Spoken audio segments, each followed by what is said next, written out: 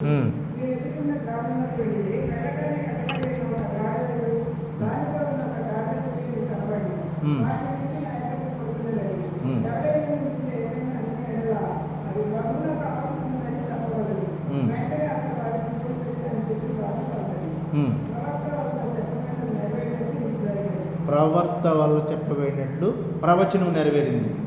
తర్వాత ఇదిగో నీ రాజు సాత్వికుడై ఉమ్, గాడిదను భారవాహిక ఉమ్, పిల్ల అయిన చిన్న గాడిదను ఎక్కి ఎంచుచున్నాడని ఉమ్, సీయోను కుమార్తె చెప్పింది. ఉమ్, అని దాని శిష్యులు వెళ్ళి ఉమ్, యేసు తమకు ఆజ్ఞాపించిన ప్రకారం చేసి ఉమ్, ఆ గాడిదను దాని పిల్లలను తోలుకొని వచ్చి ఉమ్. వాటి మీద తన బట్టలు వేయగా ఆయన ఆ, బట్టల మీద కూర్చుండెను. జన సమూహంలోనూ ఉమ్, అనేకులు తమ బట్టలు ఉమ్, దారి పొడవునా పరిచింది. ఉమ్, కొందరు చెట్ల కొమ్మలు నరికి ఉమ్, దారి పొడవునా పరిచింది. ఉమ్, జన సమూహములలో ఆయన ముందు వెలుచున్న వారును వెనుక వచ్చుచున్న వారును దావీదు కుమారునికి జయము, ప్రభు పేరిట వచ్చి స్తుతించుకొనుగాక, ఉమ్. సర్వోన్నతమైన స్థలములో జయము అని కేకలు వేసిరి. ఉమ్.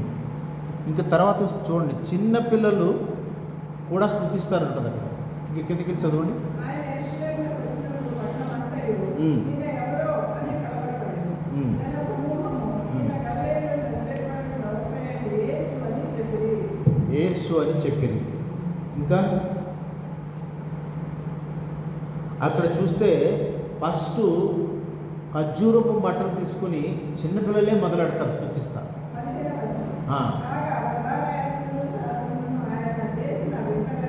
ఆయన చేసిన విత్తనాలు దావీదు కుమారునికి జయమని దేవాలయంలో దావీదు కుమారునికి జయమని కేకలు వేయించిన కేకలు వేస్తున్న చిన్న పిల్లలను చూసి చిన్న పిల్లలను చూసి కోపముతో మండిపడి కోపమున మండిపడి మీరు చెప్పుచున్నది వింటున్నావా ఉమ్, అని ఆయనను అడిగి ఉమ్, ఉమ్, అందుకు యేసు వింటున్నాను. ఉమ్. బాలుర యొక్కయు ఉమ్. చంటి పిల్లల యొక్కయు బాలుర యొక్కయు చంటి పిల్లల యొక్కయు నోట స్తోత్రము స్తుతింపచేసి. చూడండి ఆ, ఉమ్. అది చూడండి, అది అంత క్రితం చదవలేదా? కీర్తనలు మనం చదివాం ఇప్పుడే. కీర్తనలు 8వ అధ్యాయంలో సంటి పిల్లలు మరి ఆయన స్తుతిస్తారు. ఆ స్థుతులు ఆపమనంటే ఒక చోట మరి పవిత్ర గ్రంథంలోనే ఈ అరుపులు ఈ నోళ్ళు కానీ మూసిస్తే రాళ్ళు అరుస్తాయంటారు. అవునా? రాళ్ళు కరుస్తాయి, రాళ్ళు స్తుతిస్తాయి, రాళ్ళు కేకలు వేస్తాయి. చూడొద్దురేమో. అలాగే ఇక్కడ ప్రభువుని స్తుతించుట ఇది ఎందుకండి? అక్కడ శిష్యుల్ని ఇద్దరినే వెళ్ళమంటారు. అక్కడ మహత్యం ఉంది. ఎక్కడైనా కానీ ఇద్దరు ముగ్గురు నా నాన్నమున కూడి ఉన్నాడలా ఆయన మధ్యలో ఉంటానండి. ఎక్కడ కూడా సేవకు శిష్యుల్ని ఒంటరిగా పంపించలేదు ఆయన. ఇద్దరిని పంపించారు. ఇద్దరు వెళ్ళి ఇద్దరు శిష్యుల్ని తీసుకొస్తారు. అక్కడ ఎట్లా ఉండదండి? కట్టబడిన గాడిద ఉంటుంది. మనము ఈనాడు ఏమైనా బంధకాల్లో కట్టబడి ఉన్నామా? మన బంధకాలు ఇప్పుతాకు ఆయన జ్యోతిర్మయుడు యేసయ్య వస్తున్నాడు. మన బంధకాలను ఇప్పటానికి, మనము గాడిదగా అవటానికి మనం సిద్ధపడి ఉంటే మన బంధకాలన్నీ విడతీసి మలినాలన్నీ తీసి శుద్ధిపరిచి ఆయన గాడి మీద ఎక్కినట్టుగానే మన పైన ఆసీనుడైతే మన జీవితం ధన్యమవుతుంది. అవునా? మనం ఏ బంధకాలతో కట్టబడి ఉన్నాం? కోపమా, శాపం అనేదా, లేకపోతే ఇంకే బంధకం, గర్వం అనే బంధకంలో కట్టి ఉన్నాం? ఆ బంధకాలన్నీ విడదీసి విడిపించి తీసుకొచ్చే గొప్ప దేవుడైన. అలాంటి ఈ యొక్క మట్టల ఆదివారం గురించి మనకి 4 సువార్తలోను రాసింది. మత్తయి సువార్త 21లోను, లూకా సువార్త 19లోను, మరి యోహాను సువార్త 12వ అధ్యాయంలోను, మార్కు సువార్త 11వ అధ్యాయం అన్నింటిలో రాసింది. కానీ ఈ యొక్క మత్తయి సువార్తలోనే గాడిదను గాడిద పిల్లను అంటారు. మిగతా సువార్తల్లో గాడిద పిల్లనే ఉంటుంది. ఇక్కడ గాడిదను గాడిద పిల్ల. ఎందుకంటే గాడిదేమో తండ్రి అయిన యెహోవాకు, పిల్లేమో యేసుక్రీస్తుని అనుకుంటాను. ఎందుకంటే ఆయనను రారాజుగా చేసి పట్టాభిషేకం చేయడానికి తండ్రి అయిన యెహోవా దేవుడే దిగి వస్తాడు. తండ్రి అయిన దేవుడే దిగి వచ్చేసి మరి ఆయనకి పట్టాభిషేకం చేసి హోసన్నా జయం, హోసన్నా జయం జయమని తండ్రి అభిషేకం చేస్తాడు. ఈ మట్టల ఆదివారం అనేది తెలుసు కదండి. మనం ఎప్పుడు వస్తుంది? యాష్ వెన్స్డే అని వస్తుంది, బూడిద బుధవారం అని. బూడిద బుధవారం తర్వాత 40వ రోజున ఇది వస్తుంది. ఈ 40వ రోజున మరి అనేకులు కేథలిక్స్ కానీ ప్రొటెస్టెంట్స్ కానీ అందరూ ఆచరిస్తారు. ఈ మట్టలు తీసుకొచ్చి ఖర్జూరపు మట్టలు కానీ ఈత మట్టలు కానీ తీసుకొచ్చి హోసన్నా జయము జయము, హోసన్నా జయం జయం అని ఆయన రారాజుగా చేసి గాడిద పిల్ల మీద ఎక్కించుకుని తీసుకొస్తారు. గాడిద పిల్లలని ఎందుకు మన ప్రభువు ఎన్నుకున్నాడంటే, గాడిద పిల్ల మరి తగ్గింపుకు స్వభావానికి గుర్తు, గాడిద పిల్ల దీనత్వానికి గుర్తు, గాడిద మరి ఇంకా చూస్తే సమాధానం శాంతికి గుర్తు. ఆనాడు రాజులు గాడిదని ఎక్కువ వస్తున్నారంటే శాంతికి వస్తున్నారని, రాజులు గుర్రం పైన వస్తున్నారంటే యుద్ధానికి వస్తున్నారని గుర్తు. ఈయన శాంతమూర్తి, మనకు తెలుసు కదా. హోసన్నా, హోసన్నా అంటే ఏంటంటే అర్థం? హోసన్నా అంటే ప్రభు ఇప్పుడే నాకు రక్షణ ఇచ్చిన కాక. ఆయన రక్షణకర్తగా వస్తున్నాడు, ఆయన రక్షకుడుగా వచ్చాడు, ఆయన రారాజుగా వచ్చాడు. రారాజుగా వచ్చినటువంటి ఆయన్ని మండలాదివారం ప్రత్యేకంగా, ఇది ఒక ప్రత్యేకమైనటువంటి, దీనికి ఒక ఇంపార్టెన్స్ ఉంది. ప్రపంచంలో అందరూ కూడాను మట్టలాదివారం ఆచరించి మట్టలాదివారం ఉన్న ప్రత్యేకత చేసి రారాజు అయిన యేసుక్రీస్తు వారికి తన మలినమైన వస్త్రాలను తీసేసి, బంధకాలను తీసేసి ఆయనకి దారికి అడ్డంగా వేసి వాటి మీద రమ్మంటారు. ఆయన మన మలిన వస్త్రాలను తీసేసి పారేస్తే రక్షణాస్త్రం ఇచ్చేటువంటి, ఆ గాడిదకు కట్టడలు పెట్టినట్టుగానే గాడిద బంధకాలను విడిపించినట్లుగానే మన బంధకాలన్నీ విడిపించడానికి ఆయన వచ్చాడు. ఈ పండుగని ఏమంటారంటే, నేను చిన్న పనుల పండుగ అంటాను. చంటి పిల్లలు, చిన్న పిల్లలు హోసన్నా హోసన్నా అరుస్తూ వస్తారు. ఇంకొక విధంగా చూస్తే ఈ పండుగను శిష్యుల పండుగ అన్నాం. శిష్యులే మరి అక్కడ ముందుకు వచ్చింది, చిన్నపిల్లలే వచ్చింది. ఇంకొకటి ఏమంటారంటే, మూడోదిగాను ఖర్జూర మట్టలపు పండుగ. ప్రపంచంలో మరి ఏ పండుగ లేదు ఖర్జూర మట్టలపు పండుగ. నాలుగోదిగాను హీలింగ్ ఫెస్టివల్, స్వస్థపరచు పండుగ. ఎందుకు తెలుసా? ఈయన దేవాలయానికి వెళ్ళినప్పుడు అదే సమయంలో అనేకమైన కుంటివారు, గుడ్డివారు వస్తే వాళ్ళకి స్వస్థత దయచేస్తారు. ఇది స్వస్థత కలగజేసిన పండుగ అంటారు. ఇంకొకటి మెస్సయ్య రారాజు వస్తున్న పండుగ. ఏడవది దేవాలయం శుద్ధీకరించిన పండుగ. ఆయన వస్తూ తర్వాత వెళ్ళిన తర్వాత ఎక్కడి నుంచి బయలుదేరి వస్తారండి? ఆయన పైనుంచి వస్తారు. వచ్చి ఒలీవ కొండ మీద నుంచి దిగి వచ్చి యెరూషలేము వరకు వస్తున్నప్పుడు దేవాలయానికి వెళ్తారు. దేవాలయానికి వెళ్ళినప్పుడు అక్కడ దేవాలయం ఏమంటాయండి? దొంగలు, వ్యాపారులు ఇంకా అనేక విధంగా పాడు చేస్తే మీరు నా దేవాలయాన్ని పాడు చేస్తారని కోపంతో ఆయన్ని విసిరేసి, ఒకసారి చూడండి ఎక్కడుంది, యోహాను సువార్త చదవండి. అక్కడ అవన్నీ కూడా విసిరేసి దొంగలకు, వ్యాపారులకు స్థలంగా చేస్తారా నా దేవాలయాన్ని అని వెళ్ళి దేవాలయంలో ఆభరణముల వారిని చూసి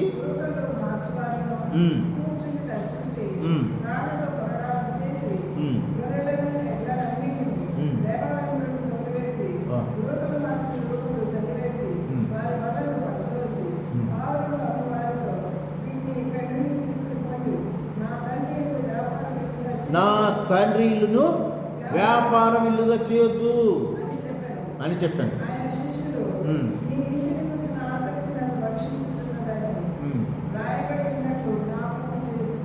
చూసాడు, అది వాగ్దానం నెరవేర్చు మన గొప్ప దేవుడు.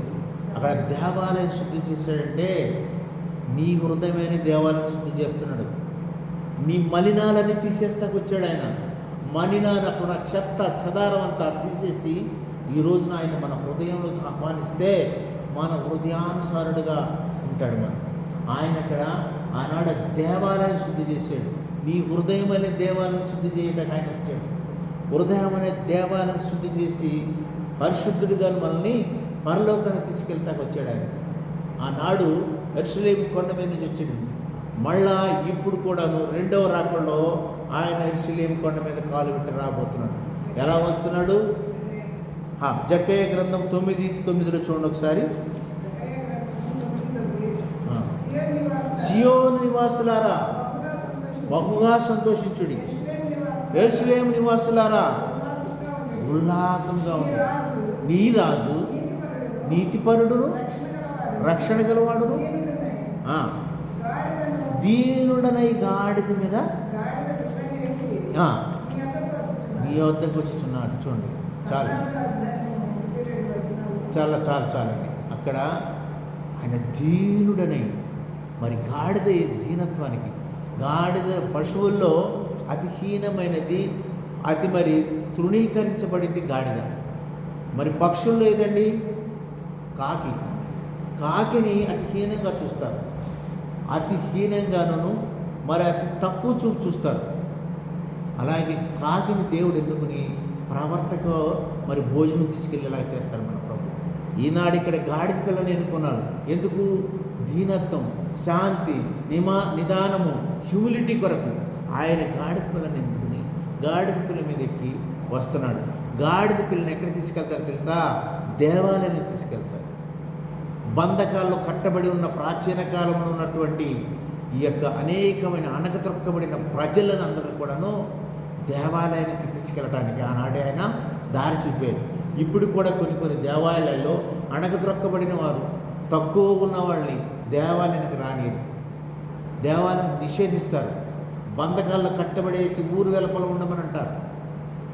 అలాంటి బంధకాలని విడదీయటానికి ఈక్వాలిటీ, ఇంటిగ్రిటీ, యూనిటీ కోసం వచ్చాడు. సత్సమానం కోసం ఆయన ప్రాకులాడింది, సమానత్వం కోసం, సత్యం కోసం, అలాంటి ఈక్వాలిటీ కోసం. ఆనాడు గాడిద పిల్లను మరి తీసుకెళ్ళారా యూదులు? తీసుకెళ్ళలేదు. ఈయన పర్మిషన్ ఇచ్చి తీసుకెళ్ళాడు. బంధకాలను ఊడదీసేసాడు.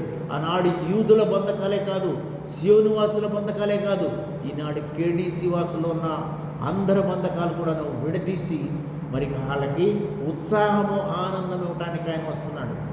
రారాజుగా వస్తున్నాడు, దీనత్వము గల దయాళుడుగా వస్తున్నాడు. హోసన్నా, అయ్యా ఇప్పుడే మాకు రక్షణ దయచేయమన్నాను. ఈ క్షణమే, ఇదే మంచి అనుకూల సమయం. ఈ సమయం దాటి మరి సమయం ఉండదండి. అందుకని ప్రభు అంటున్నారు కదా, హోసన్నా హోసన్నా, జై జై అంటే రారాజు, రాజులకు రాజు, నీకే జయము, నీకే కీర్తి. ఆనాడు పిల్లలతో మొదలైందండి. సంటి పిల్లలతో ఆయన స్తుతించుట, సంతి పిల్లలతో ఆయన ఆరాధించుట, శిష్యులు ఆయన ఆరాధించుట, అందరూ కూడాను స్తుతిస్తున్నారు ఆయన. ఎందుకు? ఆయనకు స్తుతులకు పాత్రుడు. ఈ రోజున మరి ఇక్కడ నిలబడి ఉన్నామంటే ఇది అనాది కాలపు ప్రణాళికలో ఏర్పాటు చేయబడింది. లేకపోతే ఈ వీరావు ఇక్కడికి రావటం ఏంటి, నిలబడటం ఏంటి? అవునా? ఆయన ఏర్పాటు. We are separated people, we are elected people, we are the God's mercy people. ఆయన దైవత్వంలో, ఆయన దీనుల ఎడల దయచూపినట్లుగానే, దరిద్రుల ఎడల దయచూపినట్టుగానే గాడిదని ఎన్నుకున్నాడండి. ఎవరన్నా అంత దీనత్వం కలిగిన పశువుని ఎన్నుకుంటారా? ఆ గాడిద బంధకాలు విడదీసినట్టుగానే మన బంధకాలన్నీ విడదీసి తీసుకెళ్ళి దేవాలయంలో ఆ మురికినంత క్లీన్ చేసినట్టుగానే మన హృదయంలో మురికిని క్లీన్ చేసి ఏ అర్హత లేనటువంటి గాడిద పిల్లను దేవాలయానికి తీసుకెళ్ళాడు. అలాంటి ధన్యత ఎవరికి వస్తుందండి? అలాంటి ధన్యత, అలాంటి గొప్ప విషయము అది మరి లేఖనాలు నెరవేర్చినట్లుగానే ఆయన మరి ఎన్నో లేఖనాలు అండి. ప్రభు రాకడ గురించి, ప్రభు సిలువ ఎక్కే దాని గురించి కూడా అనేకమైన పాత నిబంధనలో ఉన్నటువంటి లేఖనాలన్నీ కూడాను క్రొత్త నిబంధనలో నెరవేర్పు చేయడానికి ఆయన ఒక్కడికే అధికారం ఉన్నది. తన ప్రాణము పెట్టుకున్నటకు, ప్రాణము తీసుకుంటా కూడా ఆయన ఒక్కడికే సర్వాధికారి. ఆయన అంటాడు కదా, ఆల్ఫాయు ఒమేగా నేనే అని అంటాడు. ఐయామ్, ఇంకెవరు అనలేరు అట్లా. Is the only God to say I'm the I'm అంటాడు. అలాంటి గొప్ప అధికారం గల దేవుడు తన ప్రాణం పెట్టుకుంటాకి మరి శిలువ మీద పలికిన అమూల్యమైన 7 మాటలు లోకానికి కనువిప్పు కలిగించింది. చనిపోయి తిరిగి 3వ దినమున పునరుద్ధరణ లేచిన తర్వాత అప్పుడు శిష్యులకు కనువిప్పు జరుగుతుంది. చనిపోయారు కదా అని చేపలు పట్టుకునే వాళ్ళు చేపలు పట్టుకుంటే వెళ్తారు, వాళ్ళ పనులు చేసుకునే వాళ్ళు పనులు చేసుకుంటే వెళ్తారు. పునరుద్ధానుడై 3వ రోజు తిరిగి లేచి వెళ్ళి కనపడే వరకు ఆశ్చర్యపోతారు. అప్పుడు పేతురు, యోహానులు అంతా మారతారు. సరైన పశ్చాత్తాపము, సరైన క్షమాపణ అప్పుడు కలుగుతుంది. ఎస్, ఈయన చెప్పిన మాట నిజమే, చనిపోయి తిరిగి లేస్తా అన్నమాట నిజమే. ఆనాడు ప్రప్రథముగా స్తుతించింది ఎవరంటే చంటి పిల్లలు, మరి చిన్న చిన్నవారు, ఏ విలువ లేనటువంటి గాడిద. ఆ గాడిదకి ఎంత ధన్యత అండి, ఆయన కూర్చున్న గాడిద. చెక్క ముక్కలకి ఎంత ధన్యత. ఒక పాట ఉంటుంది, సిలువా సిలువా నీకెందుకే ఇంత విలువా, యేసయ్యను మోసినందుగా. చూడండి ఎంత మంచి పాట. ఆ చెక్క ముక్కలకి ఎందుకు వచ్చిందండి విలువ? యేసయ్య వలన వచ్చింది. ఈ గాడిదకి ఎందుకు వచ్చిందండి విలువ? యేసయ్య వలన వస్తుంది. యేసయ్య ఎక్కడికి వెళ్తే అక్కడ అద్భుతం, యేసయ్య ఎక్కడికి వెళ్తే అక్కడ మిరకల్స్. ఆయన చేయబడితే ఆనాడు ఈ మటన్ ఆదివారం రోజున ఈయన గాడిద మీద వెళ్తుంటే ఓసన్నా ఓసన్నా అని ఒక తూర్పు దిక్కు నుంచి వస్తుంటే, ఇంకొక దిక్కు నుంచి పింతు పిలాతు అధికారి గుర్రాల మీద వస్తుంటాడు. ఆ గుర్రాల మీద వస్తుంటాడు, అందరూ ఎదుర్కోవడానికి వెళ్ళాలి కదా. Nobody has gone to see the Pontius Pilate. వాళ్ళందరూ కూడా ఓసన్నా ఓసన్నా ఓసన్నా అంటూ యేసయ్య దగ్గరికి గాడిద పిల్ల మీదకి వస్తే ఖర్జూరపు మట్టలు తీసుకుని విసురుకుంటా వాళ్ళ వస్త్రాలు తీసేసి దారిలో వేసేసారు. అయ్యా, మా మురికి వస్త్రాలు, మా పాపమనే వస్త్రం తీసేస్తున్నాము. ఆయన చూపు తలిగితే పవిత్రత. అందుకనే ఓసన్నా జై, ఓసన్నా జై, ప్రభువా ఇప్పుడే మాకు రక్షణ ఇవ్వనని వాళ్ళు అరిసినప్పుడు వాళ్ళ అరుపులు ఆపమని శాస్త్రులు పరిచయులు అంటారు. అప్పుడు అంటారు, ప్రభు వీళ్ళు అరుపులు ఆపేస్తే రాళ్ళు మొదలెడతాయి అరవటం, రాళ్ళు కేకలేస్తాయి. ఈ మామూలు కేకలు కాదు, పరలోకం నుంచి వచ్చిన తండ్రి అభిషేకం వల్ల రారాజుగా అభిషేకిస్తాడు కుమారుని, తండ్రియే దిగి వస్తాడు. అందుకని మత్తయి సువార్తలో గాడిద పిల్లలు తీసుకొస్తారు. ఏ విలువ లేని గాడిదకి అంత విలువ వచ్చిందండి. అసలు ఎవరైనా గుర్తింపిస్తారా? శిష్యులు చెప్పారు, ఇద్దరు శిష్యులు చెప్పారు. మా శిష్యులు మనం ఉంటే మనం ఏమంటాం, అరే మనం వెళ్ళి గాడిద పిల్లలు తీసుకురావాలంటారా? గాడిద అని నవ్వుకుంటాం. గాడిద అంటే ఏంటి? తక్కువది, హీనత్వం, ఎంతో పనికిరానటువంటిది. ఏ మాటను ఎదురు చెప్పారా? మాట వినుటే విధేయత చూపుటే దేవుని యందు ప్రేమ. దేవుని యందు ప్రేమిస్తున్నారా? దేవుని ప్రేమ కలిగి ఉన్నారా? విధేయత చూపండి. మీరు విధేయత చూపి నమ్రత ఉండి ఆయన మాట విన్నట్టయితే ఆయన మీకు మెండైన ఆశీర్వాదం దయచేస్తాడు. ఈ మట్టల ఆదివారం అంటే మామూలు ఆదివారం కాదు. ఈ మట్టల ఆదివారం రోజున మిగిలిన మట్టలన్నీ కూడాను తగలబెట్టి బూడిద చేసి మళ్ళా వచ్చే సంవత్సరము బూడిద బుధవారానికి రెడీగా ఉంచుతారు. ఆ బూడిద రాసుకుని, కొన్ని కేథలిక్ చర్చిల్లో అయితే ఆ బూడిద నీళ్ళు వేసుకుని తాగి బూడిద రాసుకుని ఎంతో పవిత్రంగా వాళ్ళు దాన్ని ఆచరిస్తారు. అందుకని బూడిద బుధవారానికి ఒక ప్రత్యేకత ఉంది, మట్టల ఆదివారానికి ఒక ప్రత్యేకత ఉన్నది. ప్రతి ఒక్క దానికని ప్రభు గాడిద పిల్ల మీద ఎక్కాడంటే దానికి ఒక ప్రత్యేకత ఉన్నది. మరి వీళ్ళందరూ వస్త్రాలు తీసి వేశారంటే దానికి ఒక ప్రత్యేకత ఉన్నది. ఇవన్నీ కూడాను పాత నిబంధనలో ఉన్నటువంటి లేఖనాలన్నీ కూడా క్రొత్త నిబంధనలో నెరవేర్చుటకు ఆయన వాగ్దాన పుత్రుడు. వాగ్దానాలు నెరవేర్చుటకు వచ్చిన మరి పరమ తండ్రి, పరమను వీడి మరి పావనుడై భూమి మీదకి వస్తాడు. అలాంటి గొప్ప తండ్రిని మనం మర్చిపోకుండా మరి మనం అనుదినము, ఈ మట్టల ఆదివారం కాదండి హోసన్నా జై అనేది, అనుదినము హోసన్నా జై, హోసన్నా జై జై అని జై గీతం పాడితే ఆయన మనకు అతి సమీపంగా ఉండి రక్షణ ఇచ్చటకు మనకి దగ్గరగా ఉంటాడు. అందుకని మట్టల ఆదివారంలో హోసన్నా జై జై అని పాడినట్లుగా అనుదినము మనం ఉదయాల్లో హోసన్నా జై జై, రారాజు త్వరలో వస్తున్నాడండి. మరి సిద్ధపడి ఉన్నారా? బుద్ధిగల కన్నికల్లాలు మీ సిద్ధలో నూనె పోసుకుని are you ready to face the rapture? ఆయన రాబోతున్నాడు. అది త్వరలోనే ఆ ఒలీవ కొండ మీద కాలబెట్టబడుతున్నాడు. కొదమ సింహం వలె రారాజుగా రాబోతున్నాడు. ఈనాడి మరి ఆయన దీవించటకు గాను, కరుణించటకు గాను, నీకు రక్షణ ఇచ్చటకు గాను గాడిద పిల్లని ఎక్కి వచ్చాడు. ఆయన తీర్పు తీసే పరమ జడ్జిగాను ఆయన రాబోతున్నాడు. రెండవ రకం అది సమీపంగా ఉన్న కాబట్టి క్రీస్తుని తెలిసిన వారందరం కూడాను క్రీస్తు గురించి నేర్చుకున్న మాటలు తెలియని వారికి తెలియపరచాలి. క్రీస్తు ప్రభు వస్తున్నాడు. వచ్చాడు, ఎందుకు వచ్చాడు, చనిపోయి ఎందుకు తిరిగి లేచాడు, చాలామందికి తెలియదు. మేము బీహార్ వెళ్ళాం, బీహార్లో చూస్తాం. ట్రైబల్ ఏరియాలో కొండపైన కరెంట్ అంటే తెలియదు, మొబైల్ అంటే తెలియదు వాళ్ళకి.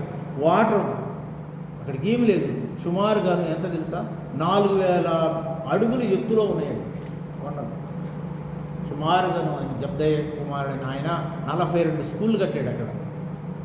ఆ ట్రైబల్ పిల్లలు అసలు యేసుని ఎంత చక్కగా శుద్ధిస్తున్నారంటే వాళ్ళకు ఒక మెడిటేషన్ అయిపోయింది, చక్కటి పాటలతో ఆరాధిస్తూ. అలాగే మనం తెలిసిన వాళ్ళం, తెలియని వాళ్ళకి యేసయ్య అంటే ఎవరో తెలియదు చెప్పాలి. ఈ మటల ఆదివారం సందర్భంగాను హోసన్నా జై జై అని ప్రపంచమంతా మట్టలు పట్టుకుని ఈదులమ్మడి తిరిగి ప్రకటిస్తున్నారు, గుర్తు చేస్తున్నారు. రాజులకు రాజు వెళ్ళిపోయాడు, మళ్ళీ రాజాది రాజే రాబోతున్నాడని వాళ్ళ సూచనగాను మట్టల ఆదివారము మనకు గుర్తిస్తుంది. ఈ కొన్ని మాటలు దేవుని విడికిలో దీవించిన గాక. ఆమె.